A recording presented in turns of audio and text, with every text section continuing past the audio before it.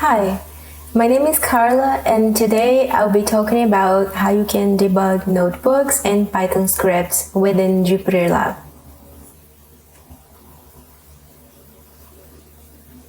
So first of all, I'd like to introduce myself.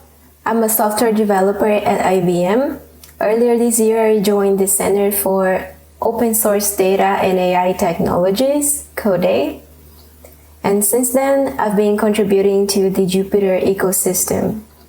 My team is focused on a project of AI-centric extensions for JupyterLab called Elyra, which I'll be talking a little bit more later on. This is our agenda.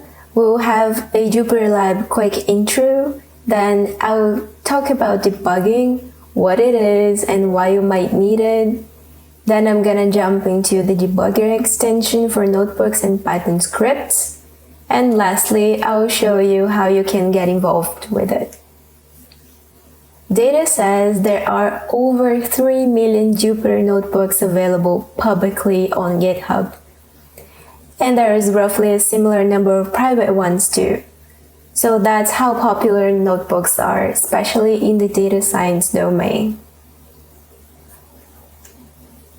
Most of you might be familiar with the classic Jupyter Notebook.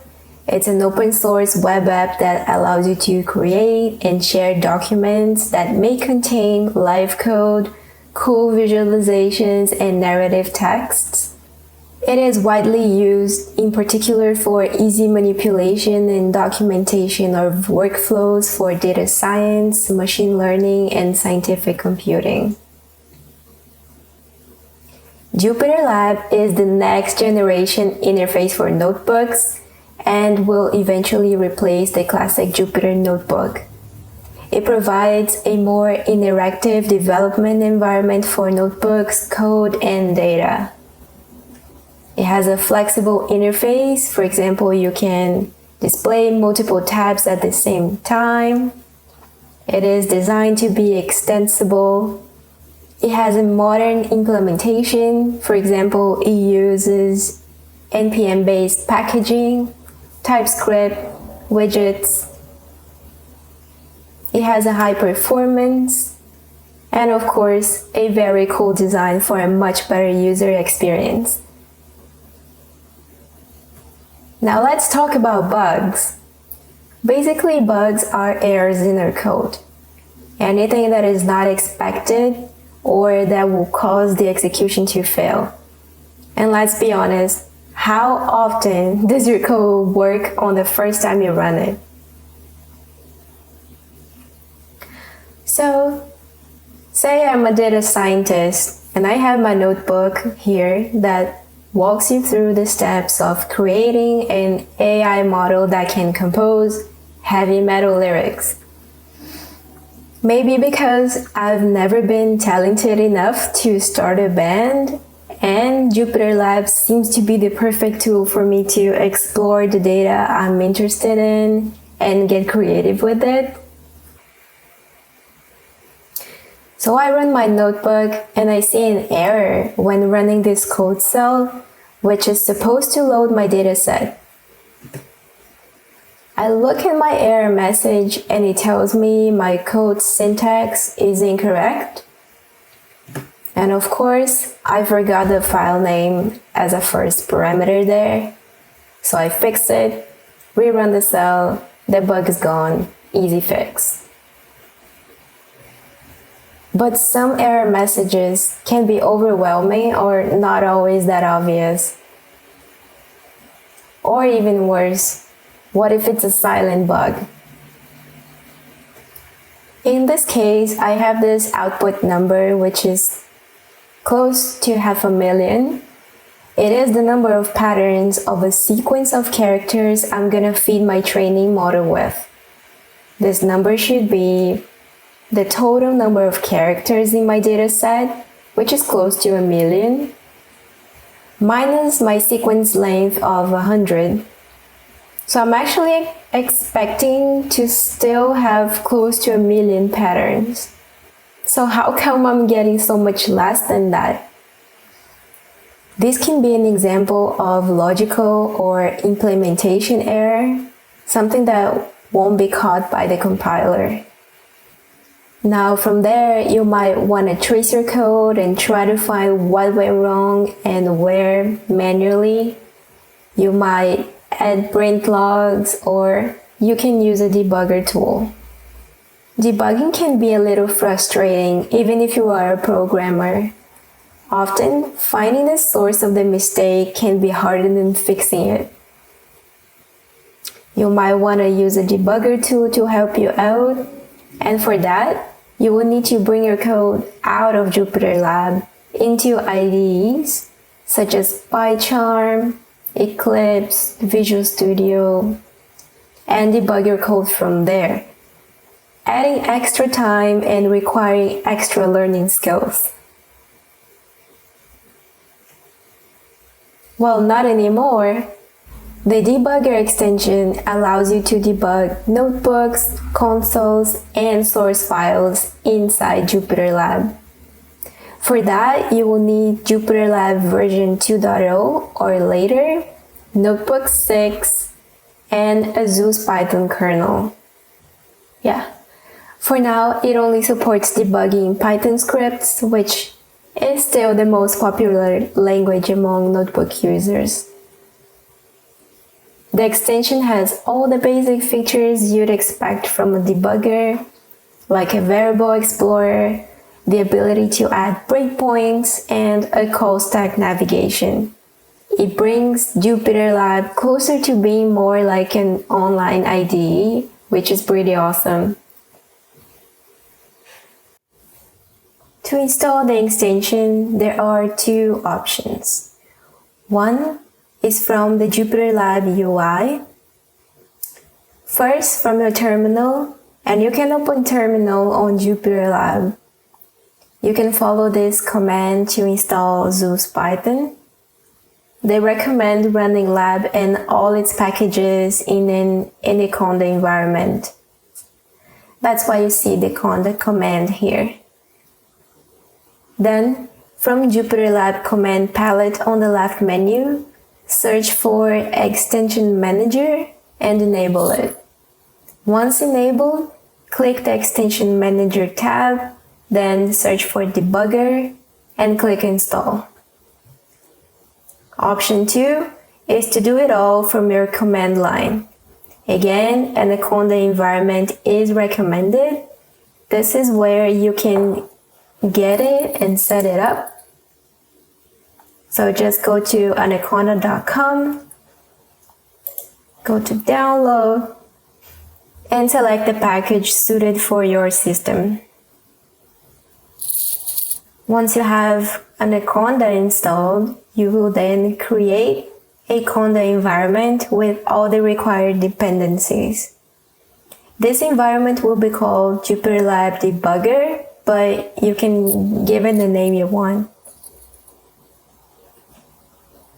Then you need to activate your new environment with this second command. And finally, you're all set to install the debugger extension with this last command here. And then from there, you can run JupyterLab and you'll have access to the debugger extension.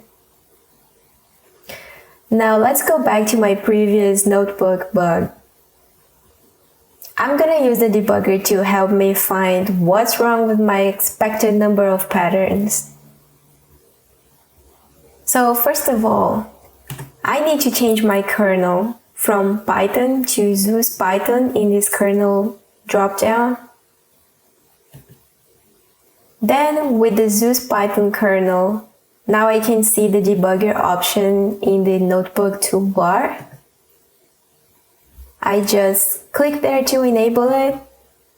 You can notice the debugger right sidebar is now activated with all the visual features.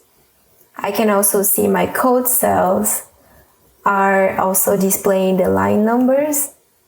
If I click next to any line, I'm setting my breakpoints, which are also listed on the debugger sidebar. Click the button next to breakpoints and you will remove them. Now, let me set my breakpoints in the lines containing variables I'm interested in. including this for loop where my training patterns are being generated. So from the main JupyterLab tab, I run my notebook, and suddenly the execution stops at my first breakpoint. I can see my line is nicely highlighted. Then on the debugger sidebar, I can see the state of my code at that point. These are all my variables. Then here I have my call stack and the debugger action buttons to continue, stop, go to the next, step in and step out. And at the bottom, I have a snippet of the source code state. From here, I can go to the next step in execution, or I can continue and go to my next breakpoint, and continue again until I fall inside my loop. My counter variable I starts at 0, and it's expected to loop close to 1 million times there. So I continue the execution, and now my counter jumped from 0 to 2. Well, wait a minute, that's not what I expected. So I keep going, follow my counter. On every iteration, it's skipping every other count. Then in my for loop setup, I can now see my code has the step size parameter set to 2. So my code is actually doing what it's being told to. It was just my fault at some point when writing it. So let me remove the extra parameter, save my changes, stop the debugger, and rerun my notebook.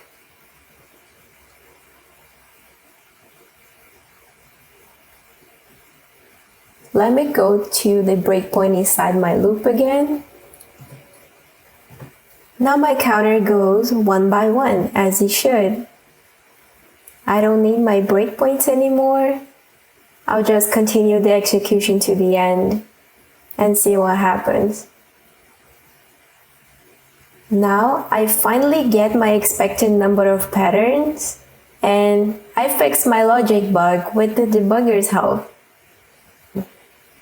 Now my model is a bit smarter when composing its lyrics.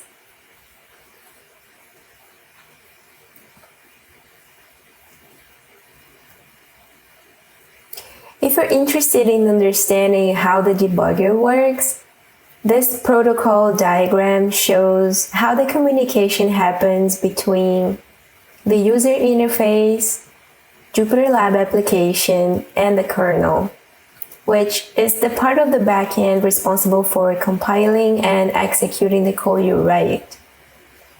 As I've mentioned, for now, the only kernel that implements the JupyterLab debugging protocol is the xeus-python kernel. It's still for Python language, while Zeus kernel is a nice lightweight kernel implementation for it if compared to the standard IPy kernel.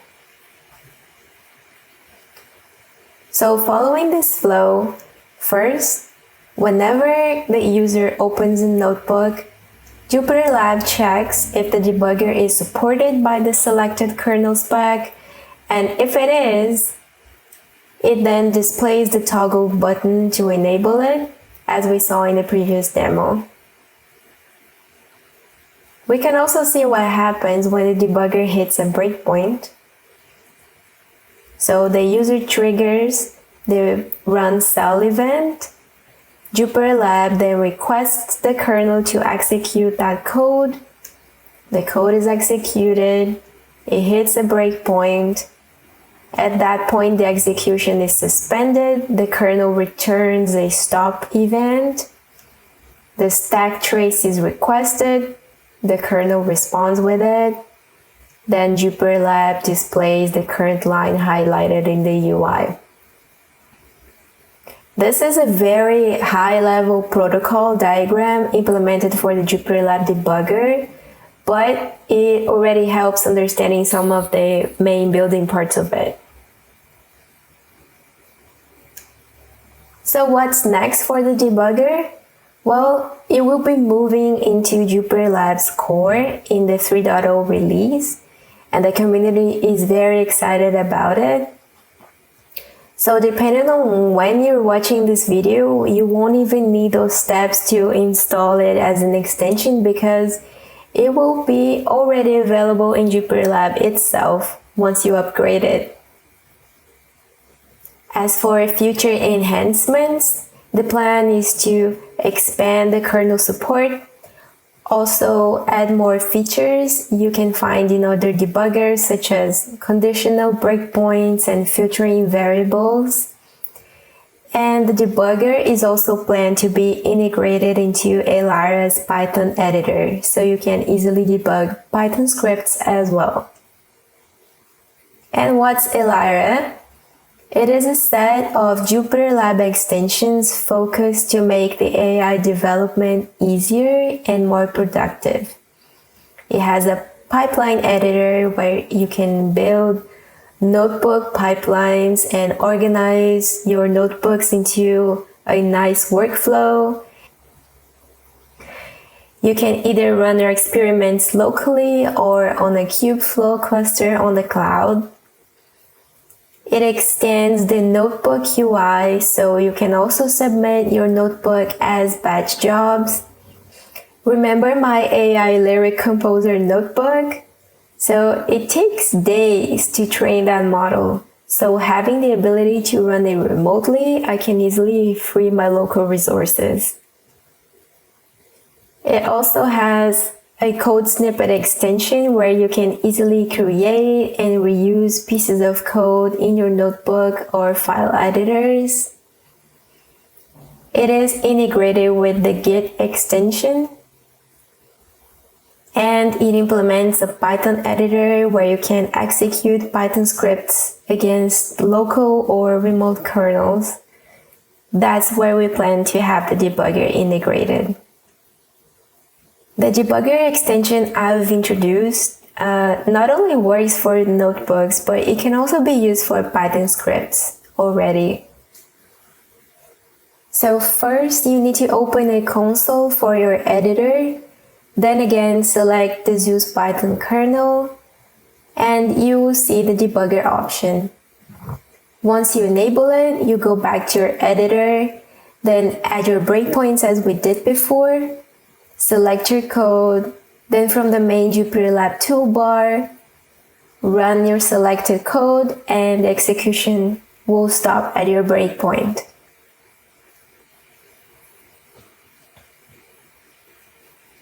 Then what would you expect to experience in Elyra? Well, now this is how Elyra's Python editor looks like.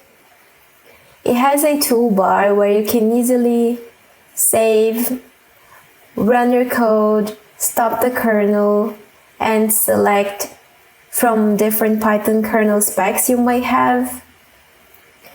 It makes the execution of Python scripts easier and in less steps. So no need to open a console or select your code before running it.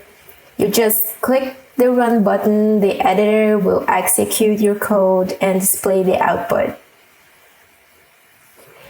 For now, the debugger is not yet fully integrated with the Python editor, but just watch out for it in future Elyra announcements.